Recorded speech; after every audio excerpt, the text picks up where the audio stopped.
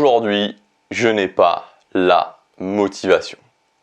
Peut-être que tu as déjà prononcé cette phrase. Ce moment où tu te lèves le matin et il n'y a rien à faire, tu sens que tu es complètement à plat en termes de motivation. Tu sens que déjà, rien que le fait de te lever est une épreuve. Ou alors tu rentres après une journée de travail. Tu sais que tu as des choses qui peuvent être importantes pour toi et pour tes projets à faire, mais tu n'as pas la force d'agir, rien n'y fait. T'es complètement à plat en termes de motivation. Dans cette vidéo, je te propose de voir plusieurs habitudes qui détruisent ta motivation et donc d'enlever ces habitudes de ta vie. Première chose qui détruit ta motivation, c'est le fait d'utiliser la phrase « je n'ai pas la motivation », j'ai pas la motivation, comme une phrase fourre-tout. C'est-à-dire d'utiliser cette phrase à tort et à travers sans que ce soit forcément réellement relié à cette idée de motivation. La motivation, c'est l'envie d'agir. C'est tout. La motivation, c'est l'envie d'agir. Donc je t'invite pour commencer à remplacer cette phrase « je n'ai pas la motivation » par la phrase « je n'ai pas envie d'agir ». Et donc de cette façon-là, même si concrètement ça veut dire la même chose, je n'ai pas la motivation, je n'ai pas l'envie d'agir, ça veut dire exactement la même chose, mais de cette façon-là, tu vas enlever ce côté un petit peu fourre-tout de la phrase « je n'ai pas la motivation » et quand tu vas prononcer la phrase « je n'ai pas l'envie d'agir », ça va beaucoup plus te dire « mais finalement, est-ce que c'est adéquat par rapport à la situation ?»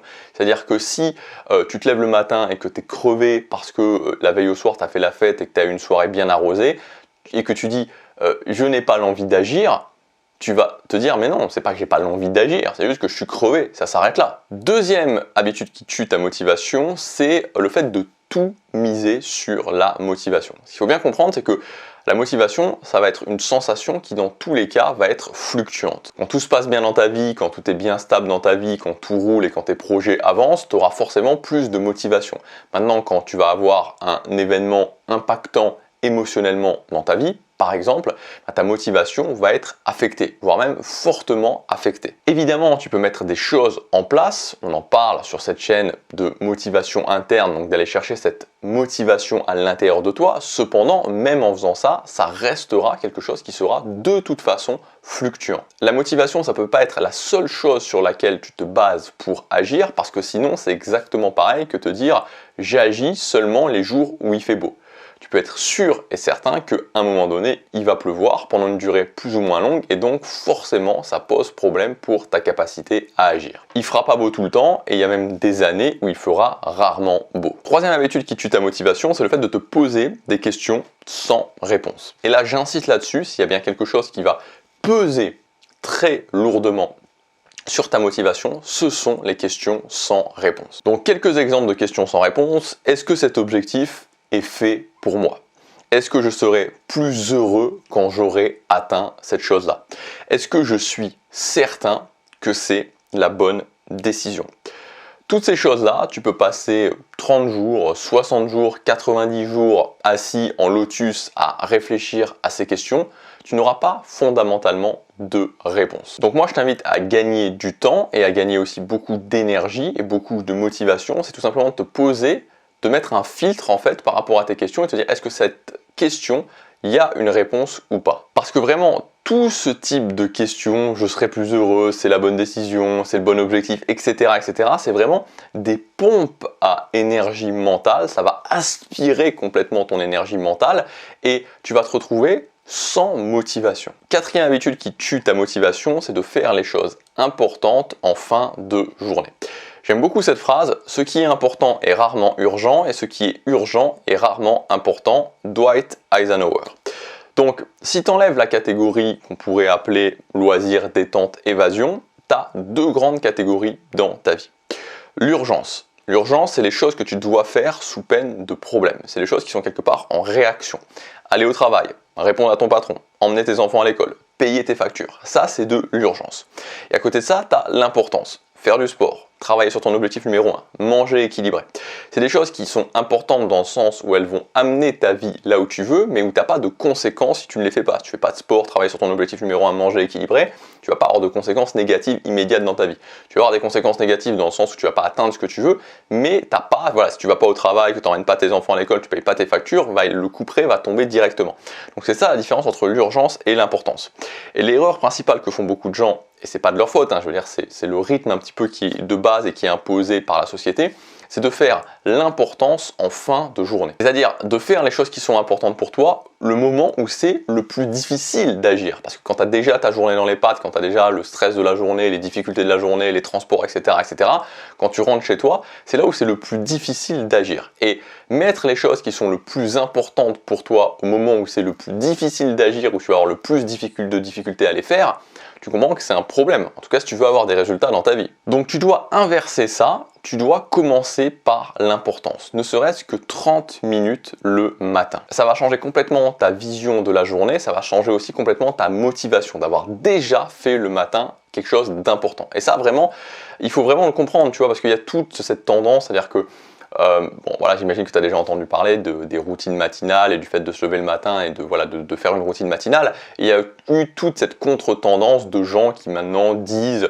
souvent pour attirer l'attention, oui je me lève pas le matin, oui ça sert à rien de se lever le matin, oui c'est des bêtises, etc., etc. En fait ces gens-là, ils passent complètement à côté. Ils passent complètement à côté. Le but d'une routine matinale, pas de se lever le matin et de méditer, de lire, etc. pour le plaisir, c'est pas ça le but. Pour moi, l'idée principale, la chose qui compte le plus, c'est de commencer la journée en faisant quelque chose qui est important pour moi. C'est ça qui compte le plus parce que j'ai déjà gagné ma journée le matin quand je fais ça. Après 30 minutes, j'ai déjà gagné ma journée et je suis dans une disposition totalement différente pour le reste de ma journée parce que je sais que j'ai déjà posé une brique. Et c'est ça qui compte. C'est avant tout ça qui compte. C'est ça qu'il faut faire. Le fait que tu fasses une routine matinale, c'est juste un tremplin pour te mettre dans la bonne énergie, pour te mettre dans la bonne capacité à agir. Ça peut prendre 5 minutes, c'est pas ça l'essentiel. L'essentiel, c'est que dès le matin, tu fasses quelque chose qui soit important pour toi, qui soit dans cette catégorie d'être important pour toi. Et enfin, cinquième chose, qui est très logique aussi et qui va potentiellement détruire ta motivation, c'est le fait de ne pas savoir si tu avances ou pas. Et c'est logique, c'est humain, c'est-à-dire que si tu as un objectif et que cet objectif, tu ne sais pas si tu avances vers cet objectif, tu ne sais pas si tu es sur le chemin et que tu es en train de progresser, comment tu veux garder ta motivation? C'est exactement comme un sportif qui s'entraînerait pour le 100 mètres, mais qui devrait s'entraîner 4 ans pour s'améliorer au 100 mètres et pour les Jeux Olympiques, mais qui ne se chronométrerait jamais, qui ne saurait jamais s'il fait des progrès ou pas. Comment tu veux que le mec ou la fille, je veux dire, ait toujours cette motivation? C'est pas possible. Donc il faut impérativement que tu saches si ta prise d'action donne des résultats. Et donc ça veut dire que tu dois, pour tes objectifs, mettre en place cette notion de mesure. Sur quel domaine précisément je veux progresser dans cet objectif? J'ai un objectif, mais sur cet objectif, actuellement, c'est sur quel domaine que je veux progresser. Ensuite, est-ce que je fais ce que je dois faire pour progresser par rapport à ça? Et ensuite, est-ce que j'ai les résultats que je veux avoir? Voilà, j'espère que cette vidéo t'aura aidé. Si tu veux aller plus loin, j'ai une ressource qui est gratuite. Cette ressource s'appelle les outils du succès. Et le but de cette ressource, c'est de prendre le contrôle de ton quotidien, d'avoir des outils concrets pour prendre le contrôle de ton quotidien. Parce que, encore une fois, et c'est le message principal de cette chaîne, la vérité est dans le quotidien. Ta vie dans 10 ans n'est que la journée d'aujourd'hui multipliée par 3650. C'est ce que tu fais aujourd'hui qui compte pour te créer la vie que tu veux. Chaque jour a de l'importance. Et c'est pour ça qu'il faut prendre le contrôle de son quotidien. Voilà, donc ça t'intéresse, c'est le premier dans la description, ça s'appelle les outils du succès. Tu peux cliquer, tu verras tout le détail des choses auxquelles tu vas accéder. Il y a un planeur, il y a des routines, il y a un extrait gratuit d'une formation. Et ça va t'aider à prendre le contrôle de tes journées. Je te laisse regarder ça, je te dis à demain pour la prochaine vidéo. Passe à l'action, chaque jour compte.